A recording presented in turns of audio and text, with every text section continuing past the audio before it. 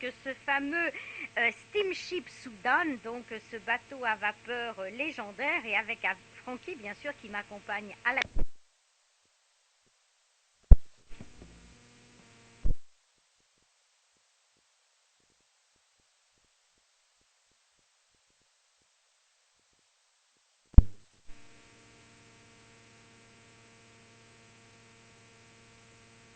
que ce fameux Steamship Soudan, donc ce bateau à vapeur légendaire, et avec Francky bien sûr qui m'accompagne à la technique. Il n'est pas sur le Soudan et il le regrette, ça je peux vous le dire.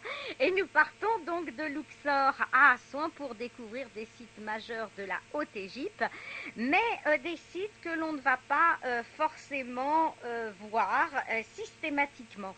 Alors il y a par exemple lors de cette croisière Luxor-Assouan, eh bien, hormis la visite de Luxor et du temple de Karnak, qui là est pour le moins classique, eh bien, il y a également donc la découverte de ce qu'on appelle les temples ptolémaïques, construits donc à l'époque des Ptolémées et des Cléopâtres, et notamment un temple que l'on va visiter assez rarement, c'est le temple d'Esna. Alors, vous avez également la découverte du temple de Ramsès III à Médinette Abou, et puis un aperçu de la vallée des nobles de Luxor qui abrite la fameuse tombe de Ramosé. Ramosé qui a vécu sous Aménophis III et Aménophis IV, donc en pleine révolution, entre guillemets, en pleine révolution religieuse, puisque vous savez qu'Aménophis IV, Akhénaton, avec sa femme Néfertiti, était parti vivre en Moyenne-Égypte en laissant la capitale de Thèbes, aujourd'hui Luxor. Alors, il est intéressant de découvrir effectivement Esna, qui est un petit temple que l'on va très peu souvent visiter, qui est très peu éloigné de Luxor, construit donc aujourd'hui en plein milieu de la ville moderne d'Esna, et surtout eh bien, de passer l'écluse d'Esna, qui reste quand même un bon souvenir la plupart du temps. Donc vous êtes en bateau, on en profite pour passer l'écluse, et puis le lendemain, il y a d'Esna un départ en calèche pour la visite du temple d'Edfou. Donc un temple, je vous le rappelle, qui est dédié à Horus et à Hathor, au dieu Horus et à la déesse Hathor, et qui a été commencé au IVe siècle avant Jésus-Christ sous la dynastie des Ptolémées, je vous le disais, et qui a été achevé 170 ans plus tard. C'est donc l'un des temples à la fois les plus majestueux, les plus grands, mais aussi les mieux conservés de l'Égypte antique. Et pour compléter cette visite d'Edfou, où l'on retrouve notamment des salles extrêmement étonnantes sur la fabrication des parfums, comment on fabriquait les parfums dans l'Antiquité, eh bien on peut également aller voir un autre temple de l'époque ptolémaïque, qui est le magnifique temple de Komombo, type de complexe unique en Égypte, consacré lui aussi à deux divinités réunies dans un même lieu. On a donc la partie sud qui est dédiée au dieu faucon Horus, et puis donc la partie nord qui est dédiée au dieu crocodile Sobek. Donc ces deux temples sont visités dans la journée et sont complémentaires car ils se trouvent assez près l'un de l'autre, ce qui permet de reprendre le lendemain la navigation vers Assouan. Et c'est à Assouan évidemment, à la première cataracte, que prend fin la vallée du Nil, et puis après on entre dans la Nubie, autrefois limite de la civilisation, dans la Nubie avec le pays de Wawat, et puis autrefois aussi la fameuse civilisation de Kerma, qui était une civilisation encore plus avancée que celle des Égyptiens sous la 6e dynastie, c'est-à-dire à l'époque des Sétis, Sétis Ier, Sétis II, qui ont été enterrés tous les deux dans la nécropole de Saqqara.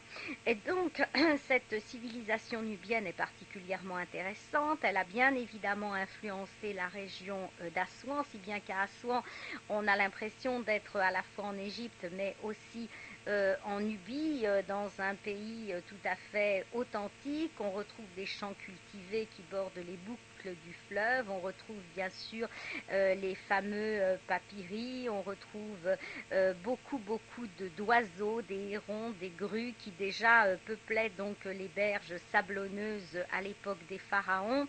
La Nubie, qui signifie l'or en nubien, était donc et est toujours une terre riche qui fournissait autrefois à l'Égypte non seulement son or, bien sûr, mais aussi ses soldats, son bois et un ivoire précieux. Et dès le troisième millénaire, eh bien, un centre d'échange pour le commerce a été organisé et s'est développé sur l'île éléphantine qui se trouve face à Assouan et qui est donc devenu un lieu stratégique. Et puis, enfin, vous voyez donc une visite extrêmement riche grâce à ce Soudan qui vous mène de Luxor à Assouan.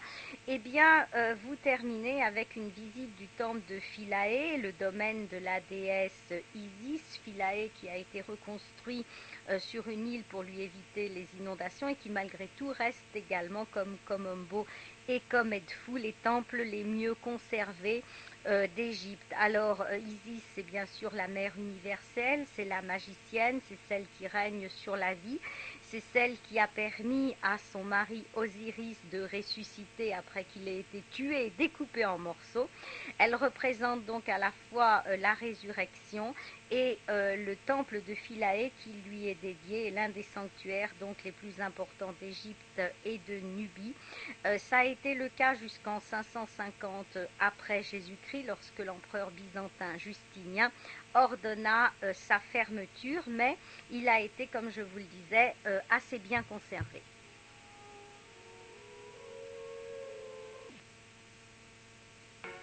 C'est toujours Voix en Poésie avec Violaine Vanoyek, Francky qui m'accompagne à la technique, j'allais dire en croisière, non pas encore, et donc partons, nous sommes en croisière de Luxor à Assouan sur le fameux Soudan, ce bateau à vapeur donc qui date de l'époque d'Agatha Christie, le steamship Soudan, mais qui bien évidemment a été rénové depuis. Alors, donc, je vous répète quelles sont les étapes et après on rentrera dans des considérations tout à fait étonnantes sur les premiers bateaux à vapeur, justement. Alors, bien sûr, naviguer sur le Nil, c'est tout à fait extraordinaire pour la plupart des gens. D'ailleurs, vous savez que pour naviguer sur le Nil, si vous y allez par vos propres moyens, il faut des autorisations spéciales. Vous n'avez pas le droit de dépasser 2 km à partir de Luxor. Donc là, il s'agit de vivre sur un bateau qui va vous rendre cette expérience forcément unique. Il a été construit, je vous le rappelle, en 1885. C'est un authentique vapeur avec un décor rétro à l'intérieur et c'est le dernier du genre à croiser sur le Nil. Alors, entre Assouan et Luxor, eh bien, il y a forcément toutes ces pièces qui ont inspiré Agatha Christie et dont vous pouvez profiter, en dehors bien évidemment des paysages qui sont sublimes puisque le Nil est très étroit à cet endroit-là, donc ça vous permet de suivre parfaitement, de regarder les bords du Nil sans aucun problème. Et puis il y a donc, comme je vous le disais, donc les arrêts dans les fameuses étapes. Alors, les étapes, je vous les rappelle brièvement, c'est important. Donc, Luxor, bien sûr, mais ça c'est traditionnel. Et après, Edfou, Esna, Komombo, jusqu'à donc Assouan. Vous avez également la possibilité avec ce bateau, mais ça concerne évidemment d'autres croisières, d'aller à Alexandrie, au Caire, et puis éventuellement donc de reprendre un autre bateau pour faire la croisière du lac Nasser en direction d'Abou Simbel. Alors, en dehors de cela, il faut savoir effectivement, c'est intéressant que la vie à bord a été un peu adaptée à l'ancienne. Bon, alors évidemment, vous avez toutes les commodités, ne vous inquiétez pas. Commodité au niveau de l'électricité, commodité au niveau de la santé, commodité au niveau vraiment de tout. C'est très très confortable, c'est plus que confortable au niveau de la cuisine, tout ça, il n'y a absolument aucun problème. Mais il faut savoir qu'il y a effectivement une volonté quand même de conserver un petit peu le style du temps d'Agatha Christie. Ainsi, il y a par exemple pour le dîner des soirées où certains mettent des robes de soirée et éventuellement des jaquettes. Alors, c'est drôle parce que si vous voulez, c'est une volonté un petit peu de respecter la mode d'antan et comme vous êtes déjà dans un décor qui est ancien, rétro, eh bien ça ajoute un petit peu à cette projection dans le passé.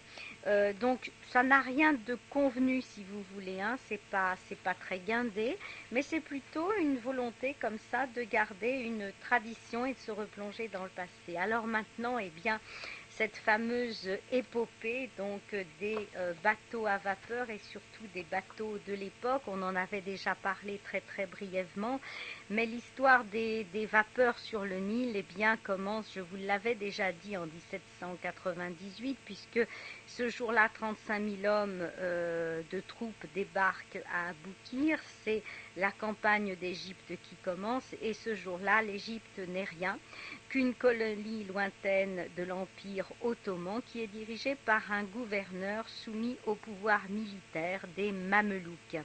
Ainsi appelle-t-on donc ces mercenaires, des mercenaires qu'Istanbul confine en Égypte, afin de ne pas avoir à les contrôler. Et évidemment, c'est plus simple. Plus important que les soldats sont les 137 savants que Napoléon a emmenés avec lui, on en avait aussi parlé, et auprès de gloire acquise, puisque certains sont connus, comme par exemple Monge qui a donné une rue à Paris, eh bien il y a quelques dizaines de jeunes loups de la science qui ont accepté de suivre Napoléon. Il y a notamment un qui va faire parler beaucoup de lui, c'est Dominique Vivant de Nom, qui est à la fois le créateur de l'égyptologie et le premier organisateur donc du Louvre. Alors cette poignée d'intellectuels va brosser le premier tableau complet de l'Égypte, va lever des cartes, va planifier une administration et en quelques mois, l'Égypte va rentrer dans son siècle le 22 juillet. Donc 20 jours plus tard, le 22 juillet 1798, c'est la fameuse victoire des pyramides. Les Mamelouks sont défaits et vont fuir le long du Nil. De Sexe, le brave de Sexe, comme disait Napoléon, se lance à leur poursuite avec ses hussards et en quelques jours, les Français remontent jusqu'à Karnak. Sur le Nil, alors, il n'est que quelques felouks semblables à celles qu'on voit encore aujourd'hui au Caire, et puis bien sûr des chalands qui sont allés à la main. Alors avec De Sexe, et Vincent Denone va chevaucher avec ses hussards, son carnet de notes à la main, il va tout noter, tandis que les troupes bivouaquent, il dresse le relevé du temple de Karnak, parce qu'il est ébloui par le temple de Karnak. Et les hommes, pendant ce temps, eh bien, laissent des traces encore visibles à Karnak, à la fois de graffiti avec les noms des savants de Sexe, les noms des soldats de Sexe, on y voit des graffitis sur son travail. Et puis les visiteurs se demandent parfois pourquoi les Français aujourd'hui y ont gravé leur nom si haut sur les murs, mais l'explication est simple.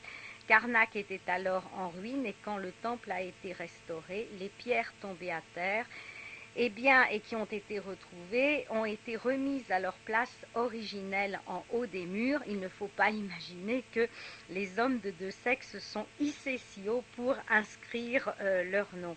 En tous les cas, Bonaparte, qui se prenait pour César, eh bien, continue à guerroyer contre les Turcs et il s'occupe aussi de l'administration, c'est très intéressant. Il jette les bases en Égypte d'un réseau routier.